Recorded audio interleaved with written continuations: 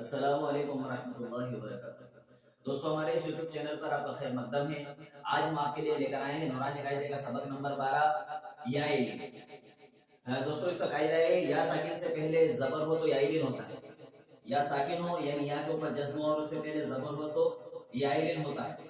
یا ایلین کو نرم آواز کے ساتھ جلدی پڑھیں گے، ذرا بھی نہ کھینچیں گے، معروف پڑھیں گے، مجہول پڑھنے سے بچیں گے۔ جیسے حمزہ یا زبر ای، حمزہ یا زبر ای، با یا زبر بی، با یا زبر بی، تا یا زبر تی، تا یا زبر تی، ثا یا زبر ثی، ثا یا زبر ثی، جیم یا زبر جی، جیم یا زبر جی، حا یا زبر حی، حا یا زبر حی، خا یا زبر خی، خا یا زبر خی۔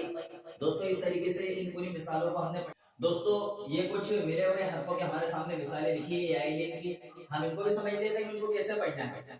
جیسے حمزہ یا زبر ای، نون زبر نا، اینا، اینا، صاد یا زبر صی، فا زیر فی، صیفی، صیفی، حمزہ زیر ای، لام یا زبر لی، الی، کاف زبر کا، الیکا، الیکا، غین یا زبر غی، را یا زیر ری، غیری، غیری۔